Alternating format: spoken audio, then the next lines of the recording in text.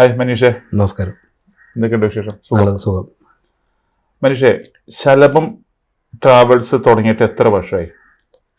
ശലഭം travels ആയിട്ട് തുടങ്ങിയിട്ട് from 2008. പക്ഷെ അതിനു മുമ്പ് 2005 ഓൺവേർഡ്സ് നമുക്ക് കാർ സെഗ്മെന്റിലാണ് തുടങ്ങുന്നത്. ബസ് സെഗ്മെന്റിലേക്ക് വന്നത് 2008 ഓൺവേർഡ്സ് ആണ്. നമ്മുടെ ഈ ശലഭം ട്രാവൽസിന്റെ ഇപ്പോഴാണ് ബസ് 2008 മുതൽ ബസ്സുണ്ട്. അത് ടൂറിസ്റ്റ് ബസ് ആയിരുന്നു. ഇപ്പൊ ലേറ്റസ്റ്റ് ആയിട്ട് ഫ്രം 2015 ഓൺവേർഡ്സ് നമ്മൾ ഇന്റർസ്റ്റേറ്റ് ബസ് ഓപ്പറേഷൻസിലേക്ക് പോയി. ഇപ്പൊ അതാണ് കൂടുതൽ ഫോക്കസ് ചെയ്യുന്നത് ഇന്റർസ്റ്റേറ്റിലാണ്. ഇപ്പൊ ശലഭം എന്നൊരു പേരിടാൻ എന്താണ് കാരണം? ശലഭം എന്നുള്ള പേര് ശരിക്കും പറഞ്ഞാൽ ഇപ്പൊ അതൊരു വീട്ടുപേരായിട്ട് വന്നതാണത്. അതിപ്പോ വീടിന്റെ പേര് ശലഭം എന്നാണ്. അതിപ്പോ അച്ഛന്റെ പേര് ശശിധരൻ നായർ എന്നാണ്, അമ്മയുടെ പേര് ലത എന്നാണ്. അങ്ങനെ ശശിയുടെയും ലതയുടെയും ഭവനം, അങ്ങനെയാണ് ആ ശലഭം എന്നുള്ള ഒരു പേര് വീടിന് വന്നത്. ആരാണ് ഈ പേര് സജസ്റ്റ് ചെയ്തത്? വീട്ടുപേര് സജസ്റ്റ് ചെയ്തത് സിസ്റ്ററാണ്. അപ്പൊ അങ്ങനെയാണ് ഈ വീട്ടുപേരിലേക്ക് അറൈവ് ചെയ്യുന്നത്. അപ്പൊ പിന്നെ വണ്ടി എന്ന് പറയുന്നത് ഒരു സ്ഥലത്തു നിന്ന് അടുത്ത സ്ഥലത്തേക്ക് ഇങ്ങനെ പാറി പറന്ന് നടക്കുന്ന ഒരു സംഭവമാണ്. അപ്പൊ അതെ. അപ്പൊ അതുകൊണ്ടാണ് അത് കാർ സെഗ്മെന്റ് ആയിരുന്നപ്പോ അങ്ങനെ നമ്മൾ അങ്ങനെ ഒരു പർട്ടിക്കുലർ പേരൊന്നും ഇട്ടിരുന്നില്ല. പക്ഷെ ബസ്സിലേക്ക് വന്നപ്പോഴത്തേക്ക് ഒരു ബ്രാൻഡിങ് ഇല്ലാതെ അത് ഓപ്പറേറ്റ് ചെയ്യാൻ പറ്റില്ല. അപ്പൊ അങ്ങനെ വന്നപ്പോ എന്നാ പിന്നെ ഏറ്റവും നല്ല പേര് ഇത് തന്നെയാണല്ലോ എന്നോർത്തിട്ട് അങ്ങനെ തന്നെ ഈ വീട്ടുപേര് തന്നെ അങ്ങനെ ശലഭം മാറി ബസ്സിലേക്ക് ഇട്ടു എന്ന് മാത്രം. അതെ. ഇപ്പം നമ്മള് എവിടേക്കാണ് സർവീസ് ചെയ്യുന്നത്? ഇപ്പൊ നമ്മൾ നിലവിൽ ഇപ്പോ നമ്മൾ 10 വണ്ടി ബുക്ക് ചെയ്തിട്ടുണ്ട്. അതിൽ ഫസ്റ്റ് 4 വെഹിക്കിൾസ് ആണ് നമുക്ക് ഇപ്പൊ അലോട്ടായി കിട്ടിയത്. അപ്പൊ 4 വണ്ടി ഡെലിവർ ആയി. ഇപ്പൊ അടുത്ത 2 മാസത്തിനുള്ളിൽ ബാക്കി 6 വണ്ടിയും കൂടെ കിട്ടുന്നുണ്ട്. ഇപ്പൊ നമ്മൾ ഫസ്റ്റ് ഇത് സെക്ടർ എന്ന് പറയുന്നത് ബാംഗ്ലൂർ കൊച്ചിൻ, ബാംഗ്ലൂർ കൊച്ചിൻ, കൊച്ചിൻ ചെന്നൈ, ചെന്നൈ കൊച്ചിൻ, ആ ഒരു സെക്ടറാണ് ഓടിക്കുന്നത്. 4 സ്ഥലങ്ങളിലേക്കാണ്. 2 സ്ഥലങ്ങളിലേക്ക് 4 വണ്ടിയാണ് ഇപ്പൊ ഓപ്പറേറ്റ് ചെയ്യുന്നത്. അതെ. ഇപ്പൊ ഈ വണ്ടി പ്രസ്ഥാനം, അതായത് ശരിക്കും പറഞ്ഞാൽ കാറിന്റെ ആണെങ്കിൽ നമുക്ക് തന്നെ കൈകാര്യം ചെയ്യാവുന്ന ഒരു കാര്യമാണ്. അല്ലേ? അതെ. ഇത് തമ്മിൽ വെച്ച് നോക്കുമ്പോ ആ ഒരു താരതമ്യം എങ്ങനെയാണ്?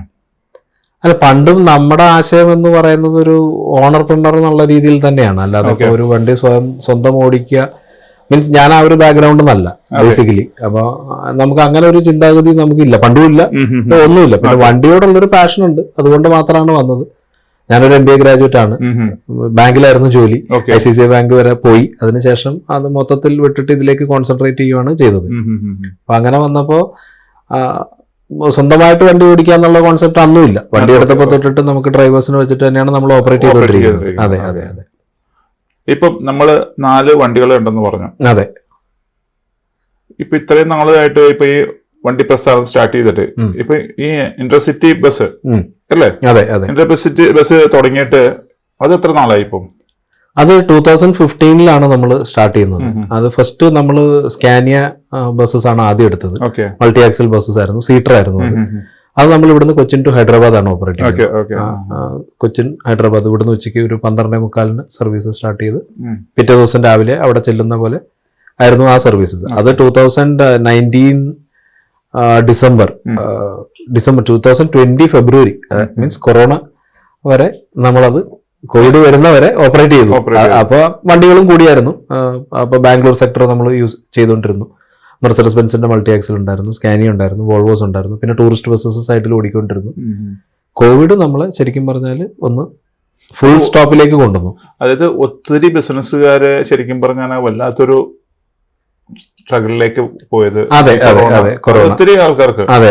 അത് പ്രത്യേകിച്ച് ഞങ്ങളുടെ ഇൻഡസ്ട്രി ശരിക്കും പറഞ്ഞാല് first to hit last to survive എന്ന് വേണമെങ്കിൽ തന്നെ പറയാം. ആദ്യത്തെ ഹിറ്റ് ഞങ്ങൾക്കാണ്. കാര്യം എന്താ വെച്ചാൽ 4 പേര് കൂടാൻ പാടില്ല എന്ന് പറയുമ്പോൾ തന്നെ ഞങ്ങളുടെ കാര്യം തീർന്നു. പിന്നെ അതിന്റെ ഓരോരോ നോംസ് കാര്യങ്ങൾ വന്ന് ഇത്ര പേരെ പാടുള്ളൂ. അപ്പോഴൊന്നും നമ്മൾക്ക് ഈ വണ്ടി ഓപ്പറേറ്റ് ചെയ്യാൻ പറ്റില്ല. കാര്യം ഫുൾ കപ്പാസിറ്റിയിൽ ഓടിയാൽ മാത്രമാണ് നമുക്ക് ഇത് ലാഭകരമാവുള്ളൂ. അല്ലാതെ ആൾക്കാരുടെ അടുത്ത് നമുക്ക് ചാർജും ചെയ്യാൻ പറ്റില്ലാത്ത അവസ്ഥയായിരുന്നു. അപ്പൊ അങ്ങനെ വന്നപ്പോൾ എന്റെ മാത്രമല്ല ഈ ഇൻഡസ്ട്രിയിലുള്ള ആൾക്കാരെല്ലാം നാമാവിശേഷമായി പോയി എന്നുള്ളതാണ് സത്യം.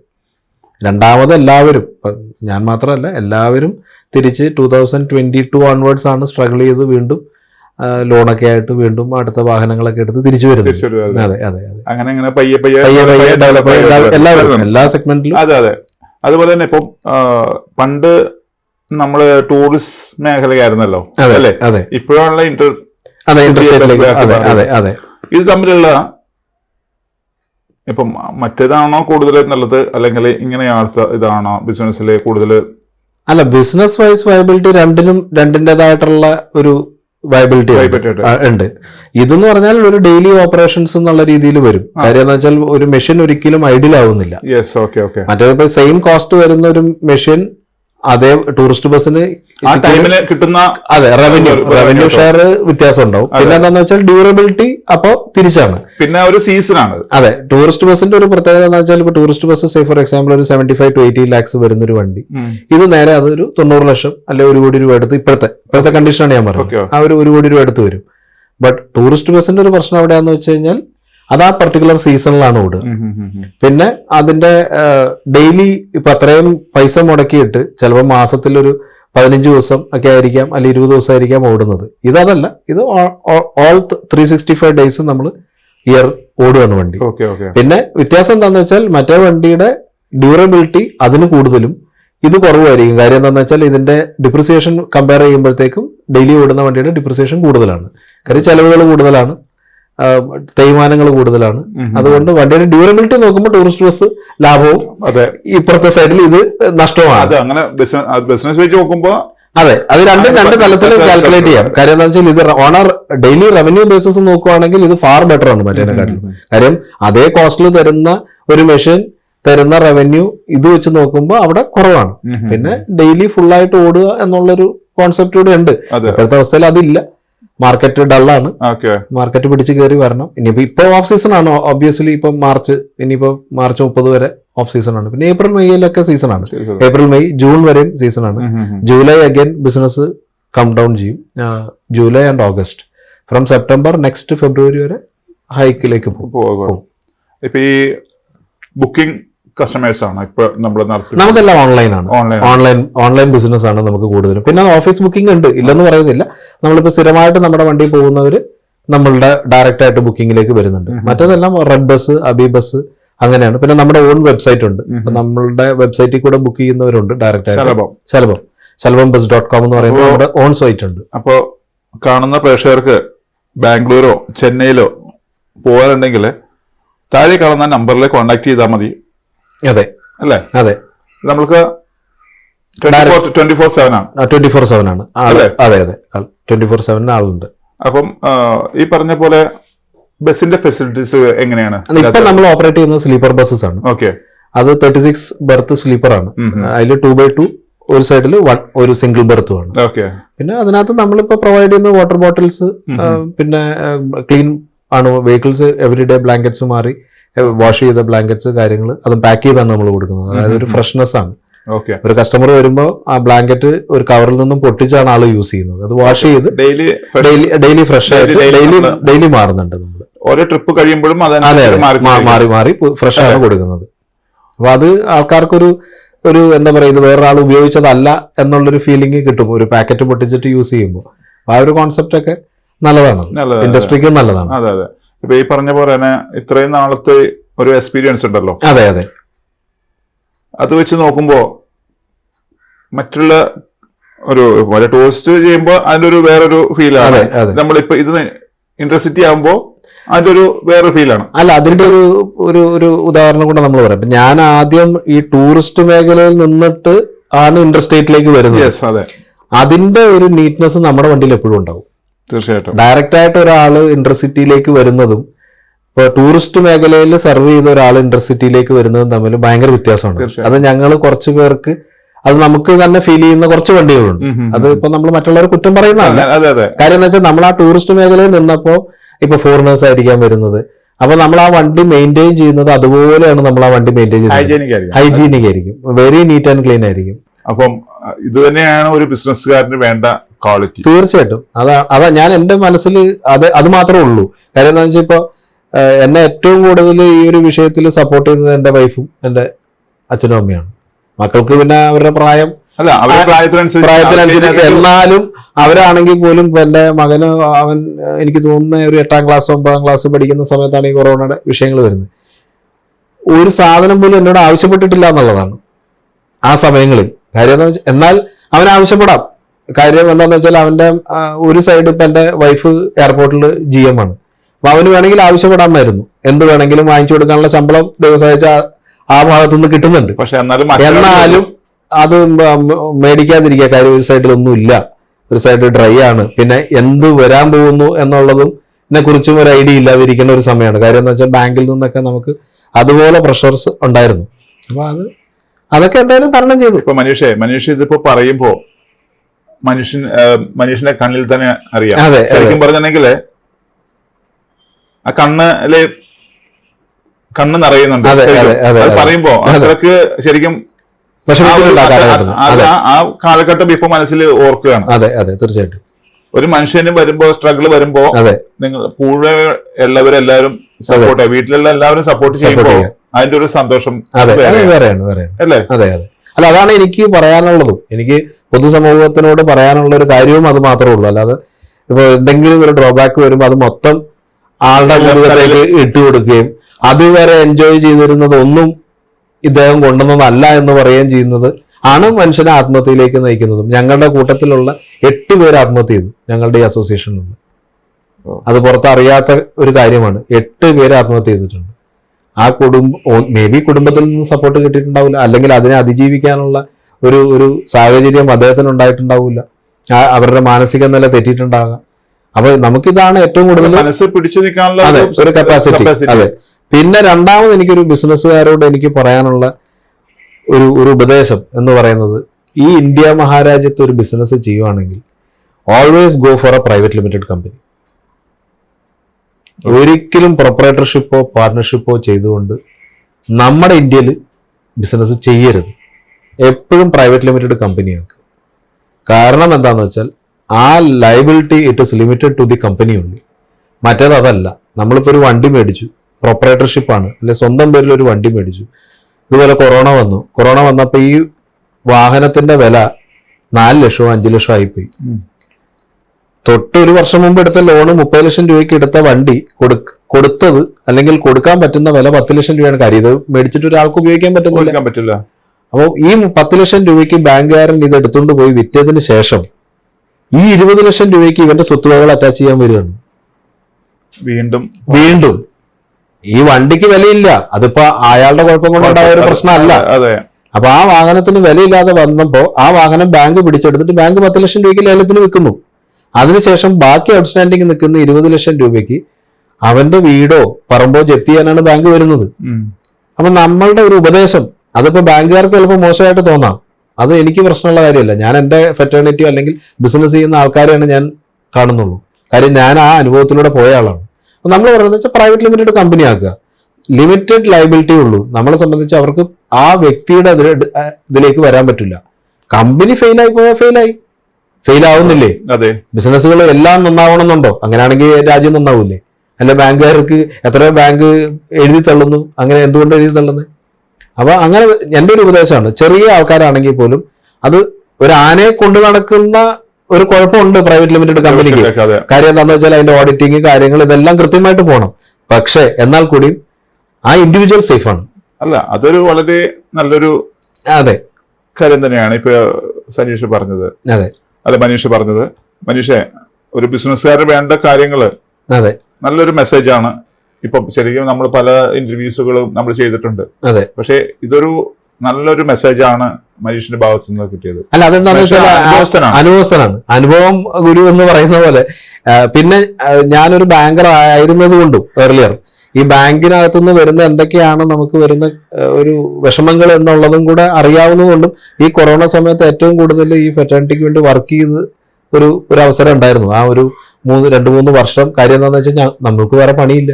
അപ്പൊ നമ്മളെയും പ്രൊട്ടക്ട് ചെയ്യണം, കൂടെ നിൽക്കണവരെയും പ്രൊട്ടക്ട് ചെയ്യണം. അപ്പൊ അതിനുവേണ്ടി നമ്മൾ മാക്സിമം എഫേർട്ട് എടുത്തിട്ടുണ്ട്. ആ എഫേർട്ടിൽ നിന്നും പല കാര്യങ്ങൾ പലർക്കുണ്ടായ ബുദ്ധിമുട്ടുകൾ ഇൻക്ലൂഡിങ് മീ നമുക്ക് മനസ്സിലായത് അതാണ്. അതായത് don't ever start A business in partnership or proprietorship. Go for a private limited company. അത് ആരും ആയിക്കോട്ടെ, എന്ത് ചെറിയ ബിസിനസ്സും ആയിക്കോട്ടെ. ഒരു ലോൺ എടുക്കുന്നതിനെ സംബന്ധിച്ചിടത്തോളമാണ് ഞാൻ പറയുന്നത്. ഒരു ലോൺ എടുത്തൊരു ബിസിനസ് തുടങ്ങുന്നുണ്ടെങ്കിൽ go for a private limited company. ഒരിക്കലും പ്രൊപ്പറേറ്റർഷിപ്പോ പാർട്ണർഷിപ്പോ ചെയ്യരുത്. അതൊരു ഉപദേശമായിട്ട് കരുതി ചെയ്യാൻ പറ്റുന്നവർക്ക് ചെയ്യാം. അല്ല, നമ്മളൊരു സജഷൻ ഒബ്വിയസ്ലി സജഷനാണ്. പിന്നെ ഒരു കാര്യം ചോദിക്കാനുള്ളത്, ഏതൊരു സ്ഥാപനത്തിന്റെയും മെയിൻ പാർട്ട് എന്ന് വെച്ചിട്ടുണ്ടെങ്കിൽ അവിടുത്തെ സ്റ്റാഫാണ്. അതെ അതെ, സ്റ്റാഫ് ഉണ്ടെങ്കിൽ നമ്മളുള്ളൂ. തീർച്ചയായിട്ടും തീർച്ചയായിട്ടും. എത്രത്തോളമാണ് സ്റ്റാഫിന്റെ സപ്പോർട്ട്? നിലവിൽ നമ്മൾ ഈ കാലഘട്ടങ്ങളിലൂടെയൊക്കെ ഞാൻ പോയിട്ടുള്ളപ്പോഴും പൊതുവേ നമ്മളൊരു ഫ്രണ്ട്ലി അറ്റ്മോസ്ഫിയർ ആണ് അവർക്ക് ഉണ്ടാക്കി കൊടുക്കുന്നത്. ഇപ്പം ഞാനായിട്ടാണെങ്കിലും മിങ്കിൾ ചെയ്യുമ്പോഴും ഒക്കെ ഒരു ഫ്രണ്ട്ലി അറ്റ്മോസ്ഫിയർ ആണ്. പിന്നെ ഇവിടെ കൂടുതൽ സ്ട്രെസ് ഇല്ല. അവർക്ക് സ്ട്രെസ് കൊടുക്കാതെ ഇരിക്കുക എന്നുള്ളതാണ് എൻ്റെ ഏറ്റവും വലിയൊരു എയിം. സ്റ്റാഫിന് സ്ട്രെസ്സേ ഇല്ല. മാക്സിമം അവർക്ക് മറ്റ് ഒരു സ്ഥലത്ത് ജോലി ചെയ്യുന്ന ഒരു ഫീലല്ല കിട്ടുന്നത്. അതെ, ഫീൽ അല്ലാതെ നമ്മളൊരു കുടുംബത്തിലെ ഒരു അംഗത്തെ പോലെയാണ്. അതെ, അവർക്ക് വേണ്ട ഫെസിലിറ്റീസ്. ഇപ്പൊ നമ്മളിപ്പോ ചെറിയ തോതിലാണെങ്കിലും ഇപ്പൊ ഇവിടെ പാർക്കിംഗ് ആണെങ്കിലും ഫസ്റ്റ് നമ്മൾ ചെയ്ത് എന്താന്ന് വെച്ചാൽ അവിടെ ഒരു മുറി റെഡിയാക്കുക എന്നുള്ളതാണ്. അവർക്ക് വന്നാൽ ഇപ്പൊ നൈറ്റ് ഓടി വരുന്നവരാണ്, അവർക്ക് വന്നാൽ സ്വസ്ഥമായിട്ട് കിടന്നുറങ്ങാനുള്ള ഒരു സംവിധാനമാണ് നമ്മൾ ആദ്യം, ഒന്നുമില്ലാതെ കിടക്കാനുള്ള ഒരു സംവിധാനമാണ് നമ്മൾ ആദ്യം ചെയ്തത്.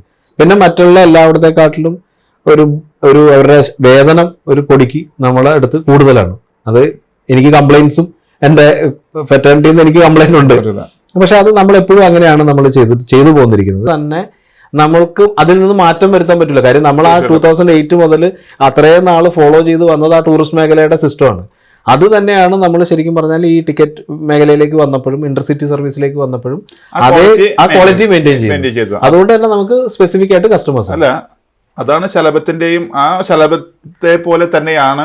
അതെ അല്ലേ? അതെ അതെ, നമ്മൾ ആ ഒരു ക്വാളിറ്റി മെയിൻറ്റെയിൻ ചെയ്യുന്നുണ്ട്. ഇപ്പൊ ഇത്ര വർഷമായിട്ടും 2015 സ്റ്റാർട്ട് ചെയ്ത ഒരു കമ്പനി ഇപ്പോഴും നമ്മുടെ കൊറോണ കാലത്തിന് നമ്മള് അതിജീവിച്ചു. അതെ അതെ അതെ, ഇപ്പോഴും നമ്മുടെ ആ ഒരു സെക്ടർ ഒന്ന് മാറിയെന്ന് മാത്രം. അതെ അല്ലേ? അതെ. ഇപ്പൊ ഇത്രയും നാള് ഇപ്പൊ ട്രാവൽ ചെയ്ത പല അനുഭവങ്ങളും ഉണ്ടാവുമല്ലോ. അതെ, മറക്കാൻ പറ്റാത്ത എന്തെങ്കിലും ഒരു അനുഭവങ്ങൾ എന്തുണ്ടോ? അത് എന്ത് അതായത് നമ്മളിപ്പോ ട്രാവൽ ചെയ്യുന്ന കസ്റ്റമേഴ്സിന്റെ അവരുടെ ഒരു ഫീഡ്ബാക്ക്, അതായത് നമ്മളിപ്പോ പല ആവശ്യങ്ങൾക്ക് ഇപ്പൊ ഞാൻ ബാംഗ്ലൂർക്ക് പോകാറുണ്ട്. ഇപ്പൊ നമ്മുടെ വണ്ടി അവിടെ പണിയുന്നുണ്ട്. അപ്പൊ ഇടയ്ക്കൊക്കെ പോകുമ്പോ ഒക്കെ ഞാൻ നമ്മുടെ വണ്ടി തന്നെ യൂസ് ചെയ്യും. അപ്പൊ നമ്മുടെ വണ്ടിയിൽ യാത്ര ചെയ്യുമ്പോൾ നമുക്കറിയാലോ മറ്റുള്ളവരുടെ ആവശ്യം എന്താണ്. ഇപ്പൊ പലർക്കും ഇപ്പൊ എന്താ പറയാ, ഒരു ട്രാവൽ ചെയ്യുന്ന ഒരാളെ പോലെ തന്നെ. അതെ അതെ, അപ്പൊ നമ്മൾ നമ്മുടെ വണ്ടിയിലുള്ളപ്പോ മറ്റുള്ള കസ്റ്റമേഴ്സിന് എന്താണ് ആവശ്യം, അതെ, ആ ആവശ്യകത നമുക്ക് കൃത്യമായിട്ട് മനസ്സിലാവും. ഇപ്പോൾ ഇപ്പോൾ പല കംപ്ലയിൻസും നമ്മളിപ്പോൾ റെഡ് ബസിൻ്റെ ആപ്പ് എടുത്ത് നോക്കിയാലും ഒക്കെ കാണാവുന്ന കംപ്ലയിൻറ്റ് എന്താണെന്ന് വെച്ചാൽ, ഒന്ന് യൂറിൻ പാസ് ചെയ്യാൻ ചോദിച്ചാൽ പോലും വാഹനം നിർത്തുന്നില്ല. ഇതാണ് ഏറ്റവും മേജർ ആയിട്ടുള്ള ഒരു കൺസേൺ. അത് പ്രത്യേകിച്ച് ലേഡീസിൻ്റെ അടുത്തുനിന്ന് വരുന്ന കൺസേൺ അതാണ്. അതായത് ഒരു യൂറിൻ പാസ് ചെയ്യാൻ ചോദിച്ചാൽ വണ്ടി നിർത്തൂല. അത് ആണ് ഏറ്റവും മോശപ്പെട്ട ഒരു ഫീഡ്ബാക്ക് എന്ന് പറയുന്നത്. അല്ല, മനുഷ്യന്റെ പ്രാഥമികമായിട്ടുള്ള ഒരു കാര്യമാണത്. അപ്പൊ അതാണ് നമ്മളിപ്പോൾ നമ്മുടെ സ്റ്റാഫിനോട് ഏറ്റവും കൂടുതൽ പറഞ്ഞിരിക്കുന്നത്. അപ്പൊ എല്ലാവരും പറയുന്നത് വെച്ചാൽ സമയം പോകും ചേട്ടാ, അവിടെ എത്തുന്ന സമയം പോകും എന്നുള്ളല്ലോ. അപ്പൊ നമ്മൾ പറയുന്നത് ടൈം ഒരു കൂടിപ്പോയാൽ ഒരു 5 മിനിറ്റ്, ഒരാൾ പോയി വന്നാൽ ഒരു 5 മിനിറ്റ്. അപ്പൊ അത് നിർത്തി കൊടുക്കുക. പിന്നെ മാക്സിമം എല്ലാവരെയും ബ്രേക്ക് പോയിന്റ്സ്, ഇപ്പൊ നമ്മൾ 2 ബ്രേക്ക് പോയിന്റ്സ് കൊടുക്കുന്നുണ്ട്. ഇപ്പൊ ബാംഗ്ലൂർക്കാണെങ്കിൽ 2 ബ്രേക്ക് പോയിന്റ്സ് കൊടുക്കുന്നുണ്ട്, ചെന്നൈക്കാണെങ്കിൽ 3 കൊടുക്കുന്നുണ്ട്.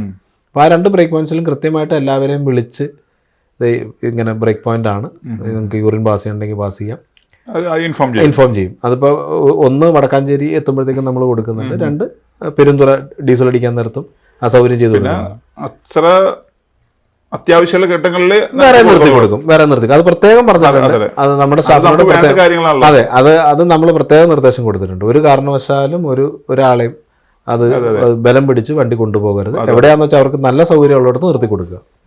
അതൊരു പിന്നെ ഫുഡ് കഴിക്കാൻ ആണെങ്കിലും അല്ല, പൊതുവെ നൈറ്റ് ആയതുകൊണ്ട് നമുക്ക് ഫുഡിന്റെ ഒരു പ്രശ്നം വരുന്നില്ല. നൈറ്റ് സർവീസ് ആയതുകൊണ്ട് ഇപ്പൊ ഇവിടെ നിന്നാണെങ്കിലും നമ്മൾ നോ ഡിന്നർ സ്റ്റോപ്പ് എന്ന് എഴുതിയിട്ടുണ്ട് പ്രത്യേകം നമ്മുടെ ചാർട്ടിൽ. അത് നമ്മളൊന്നും മാത്രമല്ല, ഒരുവിധം ആഫ്റ്റർ 8 o'clock പോകുന്ന എല്ലാ വണ്ടിയും നോൺ സ്റ്റോപ്പ് ആണ്. ഓൺലി ഇതിന് ഈ പറയുന്ന പോലെ റിഫ്രഷ്മെന്റ് ബ്രേക്ക് മാത്രം ഉണ്ടാവും. ആ സമയത്ത് ആണുങ്ങൾ ചിലവർ സിഗരറ്റ് വലിക്കാൻ പോകുന്നവരുണ്ട്, യൂറിൻ പാസ് ചെയ്യും, സിഗരറ്റ് വലിക്കും, ഒരു ടീ കുടിക്കും, അങ്ങനെ അതാണ് നോർമലി ഉള്ള ഒരു ഇത്. അല്ലാതെ വലിയൊരു ഡിന്നർ ബ്രേക്ക് ഇല്ല. പിന്നെ നൈറ്റ് ട്രാവൽ ചെയ്യാം. അതെ അതെ അതെ, പരമാവധി ആൾക്കാർ ഉറങ്ങുക. പിന്നെ അതിനൊക്കെ നമ്മൾ എന്താ പറയാ, ഒരു ബർത്തി കിടന്ന് ഉറങ്ങി പോകുന്ന ആ ഒരു ഫീല്, വീട്ടിൽ കിടക്കുന്ന ഒരു ഫീല്, ആ ഒരു ഫീല് തന്നെയാണ്. അപ്പൊ അതിപ്പോ ഡീസൽ വണ്ടിക്ക് അതിൻ്റെതായിട്ടുള്ള പോരായ്മകളുണ്ട്, സൗണ്ടും കാര്യങ്ങളൊക്കെ ഉണ്ട്. അത് മാക്സിമം എത്രത്തോളം നമുക്ക് കുറയ്ക്കാൻ പറ്റുമോ അത്രയും നല്ല വണ്ടികൾ എടുക്കുക എന്നുള്ളത് മാത്രമേ ഉള്ളൂ. മാർക്കറ്റിൽ അവൈലബിൾ ആയിട്ടുള്ള ഏറ്റവും നല്ല വണ്ടികൾ എടുക്കുക. പിന്നെ നമ്മൾ മെയിൻറ്റെയിൻ ചെയ്യുന്ന പോലെ ഇരിക്കും. പിന്നെ അതുപോലെ തന്നെ അതിന്റെ ഒരു സീറ്റിംഗ് ആണെങ്കിലും അതിന്റെ ഒരു അതെ കംഫർട്ട് ലെവൽ. അതെ. അതിപ്പോ നമ്മളിപ്പോ ചെയ്തിരിക്കുന്ന വണ്ടിക്ക് സ്പെഷ്യലായിട്ട് തന്നെ ഇപ്പൊ അതിന്റെ ഒരു ബാക്ക് റെസ്റ്റ് കൊടുത്തിട്ടുണ്ട്. ആ ബാക്ക് റെസ്റ്റ് കൊടുക്കുമ്പോൾ സ്ട്രക്ചറിൽ തന്നെ വാഹനത്തിന്റെ സ്ട്രക്ചറിൽ തന്നെ ഓൾട്ടറേഷൻ ഉണ്ട്. മീൻസ് അത് ബോഡി ബിൽഡിങ്ങിൽ വരുന്നതാണ്. അതിന് ഓൾമോസ്റ്റ് നമ്മൾ 2 ലക്ഷം രൂപ അധികമാണ് നമ്മുടെ എക്സ്ട്രാ ആണ് ബോഡി ബിൽഡിങ്ങിൽ വരുന്ന പൈസ എന്ന് പറയുന്നത്. 1.75 lakhs എങ്ങാണ്ട് എക്സ്ട്രാ വരുന്നുണ്ട്. പിന്നെ നമ്മൾ ബെല്ലി ഡിക്കി കൊടുക്കുന്നുണ്ട്. അതായത് ഡിക്കിയുടെ മീൻസ് ഒരു ഗ്യാപ്പ് വരും. സോ ദാറ്റ് ആ ക്രൗണും പിന്നിന്റെയും സൗണ്ട് അല്ല ജോയിന്റിന്റെ സൗണ്ട് ഒന്നും മുകളിലേക്ക് വരാതിരിക്കാൻ വേണ്ടിയിട്ടാണ് അതിന് പാക്കിംഗ് അല്ല, ഒരു അഡീഷണൽ ഡിക്കി വരും. അപ്പൊ ആ സൗണ്ട് ഡയറക്റ്റ് ആയിട്ട് കേൾക്കുന്നതിന് പകരം ഈ ഡിക്കിയുടെ ഒരു ഗ്യാപ്പ് കിട്ടും. അപ്പൊ അതും ഈ 1.5 ലക്ഷം രൂപ കൂടുതലാണ്, സെപ്പറേറ്റ് ആണ്. അപ്പൊ അതായത് ഓൾമോസ്റ്റ് ഒരു 3 ലക്ഷം രൂപ 3.5 ലക്ഷം രൂപ അഡീഷണൽ വണ്ടിയിൽ മുടക്കുന്നുണ്ട്. ഞാൻ മാത്രമല്ല, ഒരുവിധം പൊതുവെ ഇൻഡസ്ട്രിയിലുള്ളവർക്ക് എല്ലാവർക്കും അറിയാം അതിന്റെ ഒരു ബെനിഫിറ്റ് അതാണ്. അപ്പൊ അതുകൊണ്ട് പലരും അത് ചെയ്താണ് ചെയ്യുന്നത്. പിന്നെ നമ്മുടെ വണ്ടി പിന്നെ അത് അങ്ങനെയാണ് ചെയ്തിട്ടുള്ളൂ. അതുപോലെ തന്നെ മനീഷേ, ഏതൊരു ബിസിനസ്സിനും കോമ്പറ്റീഷൻ ഇല്ലാത്ത ബിസിനസ് ഇല്ല. അതെ, ഈ ഒരു പ്രസ്ഥാനത്തിൽ എങ്ങനെ നമ്മൾ ബാലൻസ് ചെയ്തു പോകുന്നു? അല്ല, കോമ്പറ്റീഷൻ എല്ലായിടത്തും ഉണ്ട്. അത് പ്രശ്നം എവിടെയാണെന്ന് വെച്ച് കഴിഞ്ഞാൽ നമ്മുടെ ആൾക്കാർ കോമ്പറ്റ് ചെയ്യുന്നത് പ്രൈസിങ്ങിലാണ്. ക്വാളിറ്റി ഓഫ് സർവീസിൽ കോമ്പറ്റ് ചെയ്യാതെ പ്രൈസ് കുറയ്ക്കലാണ് നമ്മൾ ഏതൊരു മേഖലയിലും കേട്ടോ. അപ്പോൾ ഇതിപ്പോൾ നമ്മുടെ ഒരു മേഖല മാത്രമല്ല ഞാൻ ഈ പറയുന്നത്, ഏതൊരു മേഖലയിലും പ്രൈസ് കുറച്ചുകൊണ്ട് ആൾക്കാരെ അട്രാക്ട് ചെയ്യുക എന്നുള്ളതാണ്. പക്ഷെ അതിനൊരു ലിമിറ്റ് ഉണ്ട്. അത് നമ്മളിപ്പോൾ ഞാൻ ഈ അസോസിയേഷൻ്റെ വൈസ് ചെയർമാനാണ്, ഓൾ ഇന്ത്യ അസോസിയേഷൻ്റെ കേരളത്തിലെ ഇൻഡർസ്റ്റേറ്റ്, അതെ, അതിൻ്റെ വൈസ് ചെയർമാനാണ്. അപ്പോൾ നമ്മളാണെങ്കിൽ എപ്പോഴും ഒരു റേറ്റ് ഫിക്സ് ചെയ്യാനാണ് നമ്മൾ അസോസിയേഷനിൽ നമ്മൾ അത് വരുമ്പോൾ സ്വാഭാവികമായിട്ട് നമുക്ക് എന്താ പറയുക, അല്ല അങ്ങനെ വരുമ്പോൾ ഉള്ള കാര്യം എന്താണെന്ന് വെച്ചാൽ ക്വാളിറ്റി സർവീസിന് ഫസ്റ്റ് ടിക്കറ്റ് ഫില്ലാവും. ഓക്കെ, അപ്പോൾ അതാണ് സംഭവിക്കുന്നത്. അതുകൊണ്ടാണ് മറ്റുള്ളവർ അതിന് തയ്യാറാകാത്തത്. അപ്പോൾ എന്താ അതിൻ്റെ നമ്മളത് പറയുന്നത് എന്താണെന്ന് വെച്ചാൽ, ഇപ്പോൾ ഫോർ എക്സാമ്പിൾ ഇപ്പോൾ ഏപ്രിൽ വരുന്നു, ഇപ്പോൾ വിഷു വരുന്നു, ഈസ്റ്റർ വരുന്നു. ഇവിടെ എപ്പോഴുമുള്ള പരാതിയാണ് ഇൻട്രസ്റ്റ് മുതലാളിമാർ കൊള്ളയടിക്കുന്നു എന്നുള്ളത്. അത് റേറ്റ് വരുന്നത് 4,500 രൂപ 5,000 രൂപ ഇടുന്ന ആൾക്കാരുണ്ട്. അതിൻ്റെ കുഴപ്പം എന്തുകൊണ്ടാണ് അത് ഇടുന്നു എന്ന് പറഞ്ഞാൽ, ഇവിടെ 900 രൂപയ്ക്ക് വണ്ടി ഓപ്പറേറ്റ് ചെയ്യണം, 900 റുപ്പീസിന് വണ്ടി ഓപ്പറേറ്റ് ചെയ്യണം കൊച്ചിൻ ബാംഗ്ലൂർ. അത് വയബിൾ അല്ല, ഒരു കാരണവശാലും വയബിൾ അല്ല. Minimum 1,600 to 1,700 rupees per birth, sleeper birth കിട്ടിയാൽ മാത്രമാണ് ആ വണ്ടി വയബിൾ ആവുന്നുള്ളൂ. അതിന് പകരം ആൾക്കാരെ കിട്ടാൻ വേണ്ടിയിട്ട് റേറ്റ് കുറയ്ക്കുക, മറ്റൊരു ട്രാവൽസിനെക്കാട്ടിലും റേറ്റ് കുറയ്ക്കുക, കട്ട് ത്രോട്ട് കോമ്പറ്റീഷൻ. ശരിക്കും പറഞ്ഞാൽ അസോസിയേഷനിലെ ഇല്ലാത്ത ആൾക്കാരാണോ? അല്ല, അങ്ങനെയല്ല, അസോസിയേഷനിൽ ഇല്ലാത്തവരല്ല. ഇതെന്താന്ന് വെച്ചാൽ നമ്മൾ അസോസിയേഷനിൽ ഒരു റേറ്റ് ഫിക്സ് ചെയ്തിട്ട് ഇതിനൊരു കൺട്രോൾ ഇല്ല. അതാണ് പ്രശ്നം, അതാണ് മെയിൻ പ്രശ്നം. അപ്പൊ കൺട്രോൾ ഇല്ലാതെ വരുമ്പോൾ എന്താന്ന് വെച്ചാൽ ഇപ്പോൾ ഓവർ പ്രൈസിങ്ങും വരുന്നുണ്ട്. അതാണ് പരാതികൾ വരുന്നത്. അപ്പൊ നമ്മൾ പല ആവർത്തി ഗവൺമെന്റിനോടും പറഞ്ഞു, സർ ഇതിനൊരു ബേസിക് പ്രൈസ് ഫിക്സ് ചെയ്ത് തന്നാൽ ആ ബേസിക് പ്രൈസിന്റെ 50% ആണ് അലൗഡ് ഉള്ളൂ ഹൈക്ക് ചെയ്യാനായിട്ട് ആസ് പെർ ഗവൺമെന്റ് റൂൾസ്. അപ്പോൾ അത് നമ്മൾ ടേക്കപ്പ് ചെയ്ത് കൊണ്ടുപോകുന്നുണ്ട്. എത്രമാത്രം സക്സസ്ഫുൾ ആവുമെന്ന് അറിയില്ല. നമ്മളെക്കൊണ്ട് ചെയ്യാവുന്ന മാക്സിമം, അതെ, ഈ ഫെറ്റേണിറ്റിക്ക് വേണ്ടി ചെയ്യാൻ പറ്റുന്നതിന്റെ മാക്സിമം ഇപ്പൊ ഞങ്ങളുടെ ചെയർമാൻ അത് നമ്മൾ ചെയ്യുന്നുണ്ട്. എന്തൊക്കെ നമുക്ക് ജനങ്ങൾക്ക് കൊടുക്കാൻ പറ്റുമോ അതൊക്കെ എല്ലാം. അല്ല, അതാ ഞാൻ പറഞ്ഞു. ഇപ്പൊ ഈ ആൾക്കാർ ഇപ്പൊ ഇത് കേൾക്കുന്നവർ വിചാരിക്കും ഞങ്ങൾക്ക് 900 രൂപയ്ക്ക് പോകാൻ പറ്റുന്നുണ്ടല്ലോ, അത് 1,600 മാറുമ്പോൾ ആ കാശ് വരുമല്ലോ എന്നുള്ളതാണ്. ആ 1,600 വന്നാലാണ് ഞങ്ങളെ പോലുള്ള ഓപ്പറേറ്റർ സസ്റ്റെയിൻ ചെയ്യുള്ളൂ. ഇല്ലെങ്കിൽ ചിലപ്പോൾ ഇന്നിപ്പോൾ ഞാനുണ്ടാവും, നാളെ ഞാൻ വൈൻഡപ്പ് ആവുമായിരിക്കാം, ബാങ്ക്രപ്റ്റ് ആവും, കാര്യം അത് വയബിൾ ആവില്ല. അപ്പോൾ ഒരാൾ വരും, അദ്ദേഹം വന്നിട്ട് ലൈഫ് ഉണ്ടാവില്ല. ഒരാൾക്ക് ഒരു സസ്റ്റെയിൻ ചെയ്ത് പോകാൻ പറ്റില്ല. അതേസമയം അതൊരു ബേസിക് ആയിട്ടുള്ള പ്രൈസ് നിർത്തിക്കൊണ്ട് പോയാൽ 2 ആളും ഉണ്ടാവും, കസ്റ്റമർക്ക് വണ്ടിയും ഉണ്ടാവും, നല്ല സർവീസും കിട്ടും. പിന്നെ എന്താണെന്ന് വെച്ചാൽ ഈ പറയുന്ന പോലെ ക്രിസ്മസ് വരുമ്പോഴോ ഈസ്റ്റർ വരുമ്പോഴോ അങ്ങനെ വരുമ്പോൾ ഒന്നും ഈ കൊള്ളയടി ഉണ്ടാവില്ല. അതൊരു 2,500 രൂപ മേൽ കൊണ്ടുവന്ന് ഫിക്സ് ചെയ്യാൻ പറ്റും. ഇതിപ്പോ പറഞ്ഞാൽ അത്യാവശ്യമായിട്ട് ഈസ്റ്ററിനോ ഓണത്തിനോ വീട്ടിൽ വരുന്നവര് 4,500 രൂപ മുടക്കി വേണം ബാംഗ്ലൂരിൽ നിന്ന് ഇവിടം വരെ വരാൻ. അപ്പൊ ആ ഒരു ഇത് ഇല്ലാതാക്കാനാണ് ഫ്ലൈറ്റ് ടിക്കറ്റ് അതെ, ആ ഒരു സീസണിൽ ഫ്ലൈറ്റ് ചെയ്യുന്ന പോലെ തന്നെയാണ് ഇപ്പൊ നമ്മളും ചെയ്തുകൊണ്ടിരിക്കുന്നത്. പക്ഷെ അത് ഇൻഡസ്ട്രിക്ക് നല്ലതല്ല, ഇൻഡസ്ട്രിക്ക് നല്ലതല്ല, ജനങ്ങൾക്കും നല്ലതല്ല. അപ്പൊ അതിൽ നിന്നൊരു വ്യത്യാസം വരുത്താൻ വേണ്ടിയിട്ട് നമ്മൾ ഓൾറെഡി മിനിസ്റ്റർക്ക് ഒരു പ്രപ്പോസൽ കൊടുത്തിട്ടുമുണ്ട്. ഇനിയിപ്പോ അതെങ്ങനെ ആവും എന്നുള്ളത് അറിയില്ല. നമ്മളെ കൊണ്ട് ചെയ്യാവുന്ന മാക്സിമം നമ്മൾ ചെയ്യും. അതിപ്പോൾ എനിക്ക് വേണ്ടി മാത്രമല്ല, ഇപ്പൊ എൻ്റെ ബസ് ഓപ്പറേറ്റർ ഫെറ്റേണിറ്റിക്ക് വേണ്ടിയിട്ടാണ് നമ്മൾ വർക്ക് ചെയ്യുന്നത്. ഓക്കെ. അതുപോലെ തന്നെ നമ്മുടെ ഈ ഇൻഡസ്ട്രി സ്റ്റാർട്ട് ചെയ്യുന്നത് ഏത് ടൈമൊക്കെയാണ്, എത്ര മണിക്കാണ് നമ്മൾ ഇവിടുന്ന് പുറപ്പെടുന്നത്? അല്ല, അത് നമ്മുടെ പർട്ടിക്കുലർ ആണെന്നുണ്ടെങ്കിൽ 6:30 നമ്മുടെ ചെന്നൈ വണ്ടി. നമ്മുടെ പർട്ടിക്കുലർ ആണെങ്കിൽ 6:30 ചോറ്റാനിക്കരയ്ക്ക് 6:30 സ്റ്റാർട്ട് ചെയ്യും ചെന്നൈ വണ്ടി, 8:30 ബാംഗ്ലൂർ വണ്ടി സ്റ്റാർട്ട് ചെയ്യും. ഇത് വയാ വൈറ്റില ചെന്നിട്ട് തൃപ്പൂണിത്തുറയിൽ നിന്ന് വൈറ്റില ചെന്നിട്ട് വൈറ്റിലയിൽ നിന്ന് പിന്നെ ബൈപ്പാസ് വഴിയാണ് പോകുന്നത്. അതെ. പാലക്കാട് വരെ നോർമലി നമുക്ക് പിക്കപ്പ് ഉണ്ടാവാറുണ്ട്. ചെന്നൈ വണ്ടിക്ക് കോയമ്പത്തൂരും പിക്കപ്പ് ഉണ്ടാവാറുണ്ട്. രാവിലെ ചെന്നൈ വണ്ടി 6:30 ഇവിടുന്ന് പോയാൽ രാവിലെ മോർണിംഗ് അറൌണ്ട് 7:30 കോയമ്പേട് ടൗണിൽ ആളിറക്കും. ബാംഗ്ലൂർ ആണെന്നുണ്ടെങ്കിൽ ഓൾമോസ്റ്റ് 6:30 ആളിറക്കും. 8:30 ഇവിടുന്ന് പോയാൽ 6:30 അവിടെ ആളിറക്കും. അപ്പൊ ഇവിടുന്ന് രണ്ട് വണ്ടി പുറപ്പെടുമ്പോൾ അവിടുന്ന് ഓപ്പോസിറ്റ് 2 വണ്ടി ഇങ്ങോട്ടും വരും. അത് ചെന്നൈയിൽ നിന്ന് 8:30 ബാംഗ്ലൂരിൽ നിന്ന് 10 o'clock ഈവനിങ് 10. ഇപ്പോൾ ഡ്രീം മീഡിയ പ്രേക്ഷകർക്ക് വേണ്ടിയിട്ട് എനിക്ക് പറയാനുള്ളത്, ഇപ്പോൾ ഓൾറെഡി നമ്മളുടെ ഒരു അനുഭവവും ജീവിതാനുഭവങ്ങളും കാര്യങ്ങളും ട്രാവൽസിൻ്റെ ഒരു ബാക്ക്ഗ്രൗണ്ടും എൻ്റെ ഒരു ഹിസ്റ്ററി എല്ലാം ഞാനിവിടെ വളരെ വിശദമായിട്ട് പറഞ്ഞു കൺവേ ചെയ്തു എന്നുള്ളതാണ് എനിക്ക് മനസ്സിലാവുന്നത്.